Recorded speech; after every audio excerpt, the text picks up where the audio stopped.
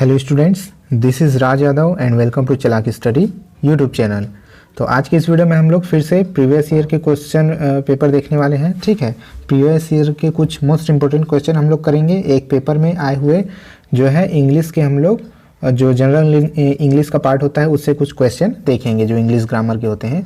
तो ये आपके सभी तरह के एग्जाम्स के लिए जो है लाभदायक सिद्ध हो सकता है। ये जो है DSSB का जो क्वेश्चन पेपर है उससे ये प्रश्न आएंगे। ठीक है, तो अगर आप EMRS की भी तैयारी कर रहे हैं तो ये आपके लिए बहुत हेल्पफुल है और इससे आप समझ सकते हैं कि आपके सिलेबस में किस तरह के पैटर्न से क्वेश्चन आएंगे। तो चलिए बिना कोई देरी किए हुए अपने आज की इस वीडियो को स्टार्ट करते हैं और देखते हैं MCQs के जो फॉर्म में कुछ क्वेश्चन देखते हैं। एक क्वेश्चन पेपर में आए हुए सारे क्वेश्चन हम लोग यहाँ पर देखेंगे। तो सबसे पहले अगर आप लोगों ने इस चैनल को सब्सक्राइब नहीं किया है तो चैनल को सब्सक्राइब जरूर कर दें आप लोग। ठीक है, ताकि जब भी मैं वीडियोस अपलोड करूं आपके काम के वीडियोस की नोटिफिकेशन आपको मिलती रहे। अगर वीडियो पसंद आएगा तो एक लाइक आप लोग जरूर कर दिया कीजिए, इससे जो है उत्साह बढ़ता है आप लोग के लिए मेहनत करने के लिए और वीडियोस बनाने के लिए। साथ ही कोई स्टडी ग्रुप अगर आपका हो तो उसमें आप शेयर भी कर सकते हैं। इसके अलावा टेलीग्राम चैनल को भी आप ज्वाइन कर सकते हैं। इसमें आपको PDF जो इम्पोर्टेंट PDF है वो अवेलेबल होते रहेंगे। इस वीडियो का ये PDF भी आपको मेरे टेलीग्राम चैनल पर मिल जाएगा। टेलीग्राम चैनल का लिंक आपको डिस्क्रिप्शन में मिल जाएगा। तो चलिए स्टार्ट करते हैं। क्वेश्चन नंबर 1 देखते हैं। Consider the statement and fill in the blanks. तो स्टेटमेंट को पढ़िए और ब्लैंक भरिए। तो स्टेटमेंट क्या है? राम क्वालिफाइड देश and engineering before attending a business school. आपके ऑप्शन है एज, हिमसेल्फ, फर्स्ट, लाइक। ठीक है, तो यहाँ पर आपका जो राइट आंसर होगा वो हो जाएगा ऑप्शन नंबर 1। ऑप्शन नंबर 1 यहाँ राइट आंसर हो जाएगा। यहाँ पर एज जो है वो इस ब्लैंक में आ जाएगा। ठीक है, Ram qualified as an engineer before attending a business school. आगे बढ़ते हैं। क्वेश्चन नंबर 2 है यहाँ पर। ठीक है, क्वेश्चन नंबर 2 देखते हैं क्या है। What is the synonym of fortify. ठीक है, तो यहाँ पर आपको फोर्टिफाई का सिनोनिम बताना है, यानी कि आपको समानार्थी बताना है। ऑप्शन है आपके सैप, एनकम्बर, डिविलिटेट और फोर्थ ऑप्शन है आपका टफेन। ठीक है, तो यहाँ पर आपका जो राइट आंसर होगा वो आपका हो जाएगा ऑप्शन नंबर 4। ठीक है, तो यहाँ पर 45 जो है उसका राइट आंसर हो जाएगा टफेन। ऑप्शन नंबर 4 आपका यहाँ पर राइट आंसर होगा। ठीक है, आगे बढ़ते हैं क्वेश्चन नंबर 3 की ओर। क्वेश्चन नंबर 3 देखते हैं क्या है। क्वेश्चन नंबर 3 आपका है consider the statement and fill in the blank. आपका स्टेटमेंट है a person who wants to subvert a government is called a an dash. ठीक है, तो यहाँ पर जो ब्लैंक है, जो खाली स्थान है, वहाँ पर क्या आएगा वो आपको बताना है। ऑप्शन है आपका एनालाइस्ट। ठीक है, फिर उसके बाद एंटीक्रिस्ट, एनिमिस्ट या फिर एनार्किस्ट। ये आपको बताना है कि इसमें से जो राइट आंसर होगा वो कौन सा ऑप्शन होगा। तो स्टेटमेंट को ध्यान से देखिएगा। स्टेटमेंट में ये लिखा हुआ कि a person wants to subvert a government is called, यानी कि ए पर्सन हु वांट, जो कि चाहता है कि सबवर्ट ए गवर्नमेंट, एक गवर्नमेंट को वो पलटना चाहता है। ठीक है, तख्ता पलट करना चाहता है, तो वो क्या कहलाएगा। ठीक है, वो क्या कहलाता है। तो आपका जो राइट आंसर हो जाएगा यहाँ पर ऑप्शन नंबर 4 आपका राइट आंसर होगा। ठीक है, ऑप्शन नंबर 4 जो कि एनार्किस्ट जो है, यानी कि जो अराजकतावादी जिसको कहते हैं, वो यहाँ पर आपका राइट आंसर हो जाएगा। आगे बढ़ते हैं क्वेश्चन नंबर 4। ठीक है, कंसीडर द स्टेटमेंट। स्टेटमेंट है the burning of fossil fuels releases harmful dash. Option है आपका petroleum, chemicals, oily substances, hot air या फिर ग्रीन हाउस गैसेज। तो यहाँ जो आपका राइट आंसर हो जाएगा, स्टेटमेंट एक बार फिर से देख लीजिए। The burning of fossil fuels released harmful, यहाँ पर जो राइट आंसर होगा ऑप्शन नंबर 4 आपका हो जाएगा ग्रीन हाउस गैसेस। ठीक है, रिलीजेस क्या रिलीज करता है? ग्रीन हाउस गैस रिलीज करता है। आगे बढ़ते हैं क्वेश्चन नंबर 5। क्वेश्चन नंबर 5 है what is the synonym of object. ठीक है, ऑब्जेक्ट का जो है आपको सिनोनिम यानी कि समानार्थी बताना है। ठीक है, तो यहाँ जो वर्ड है ऑब्जेक्ट, उसका एक मतलब हो जाता है कि जिसको बोलते हैं कि हतोत्साहित। ठीक है, जिसका उत्साह कम हो गया उसको ऑब्जेक्ट बोलते हैं। ऑप्शन है आपका जोवियल, बॉयंट, जॉन्टी और फिर मिजरेबल। ठीक है, तो यहाँ पर जो आपका राइट आंसर होगा वो हो जाएगा क्वेश्चन नंबर जो 5 है उसका राइट आंसर होगा ऑप्शन नंबर 4। यहाँ पर मिजरेबल जो है उसका राइट आंसर हो जाएगा। तो ऑब्जेक्ट का सिनोनिम मिजरेबल हो जाता है। मिजरेबल का भी मतलब ऐसे ही कुछ होता है जैसे कि दुखी या फिर जिसका उत्साह कम हो गया हो, वही इसका मतलब होता है। आगे बढ़ते हैं question number 6। Consider the statement and fill in the blanks. Statement है a report has revealed that men are paid higher dash, higher यहाँ पर blank, and receive bigger bonuses than women. Option है आपका इनवॉइसेज, अर्निंग्स, पेमेंट्स और salaries. तो question number 6 का right answer होगा option number 4, salaries यहाँ पर राइट आंसर हो जाएगा। आगे बढ़ते हैं question number 7। Identify the word that has the closest association with the following word. ठीक है, तो यहाँ पर आपको क्लोजेस्ट एसोसिएशन बताना है कि इस वर्ड्स के साथ ये जो है नज़दीकी रूप से जुड़ा हुआ है। तो आपका जो वर्ड है वो है हॉस्पिटैलिटी। ऑप्शन है थेरेपिस्ट, डॉक्टर, होस्ट या फिर हॉस्पिटल।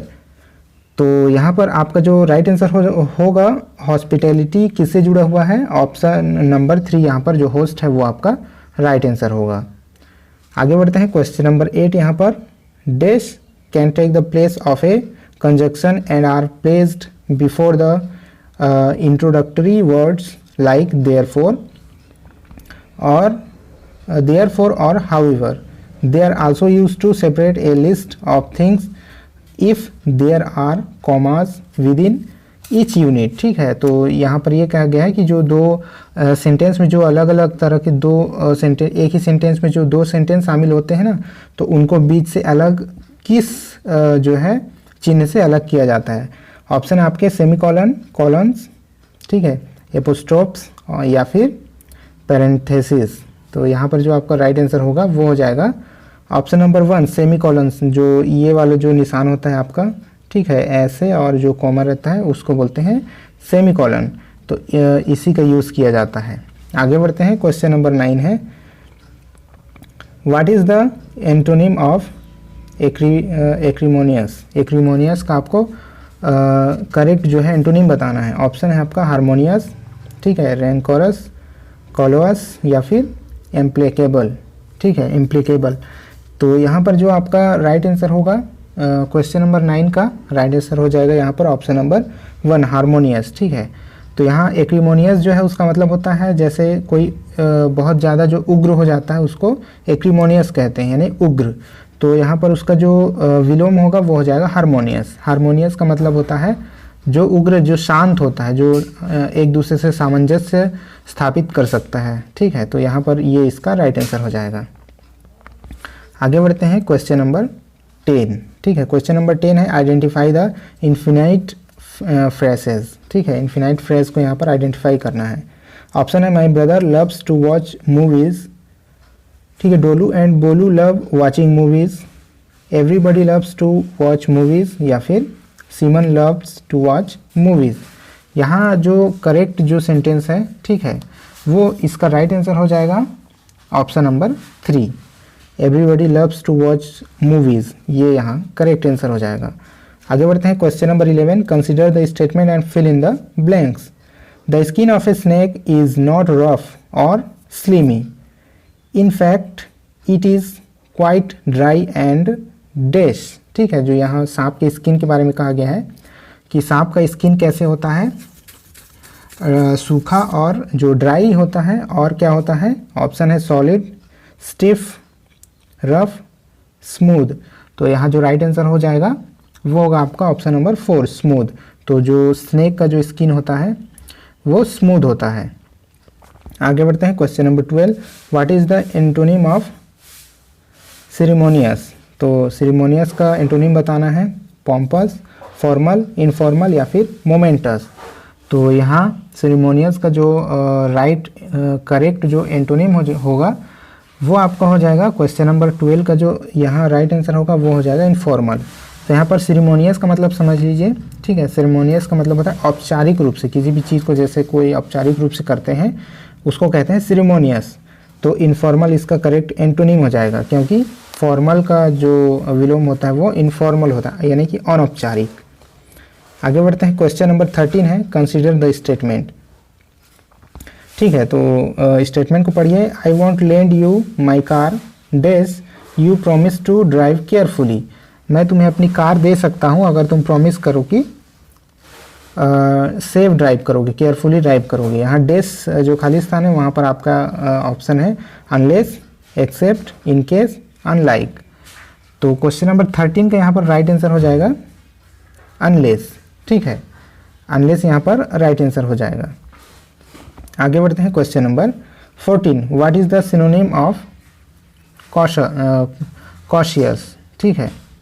तो यहाँ पर आपको कॉटियस का जो है राइट सिनोनिम बताना है, ठीक है, सिनोनिम बताना है। यहाँ पे जो कॉटियस जो है उसका मीनिंग जो हो जाता है सतर्क, यानी कोई जब उसको कोई जब सतर्क रहता है उसको कहते हैं कॉटियस, किसी भी चीज़ों से मतलब बिल्कुल वो सतर्क रहेगा। तो यहाँ पर ऑप्शन है आपके कॉलस, केयरफुल, केयरलेस या फिर कैजुअल।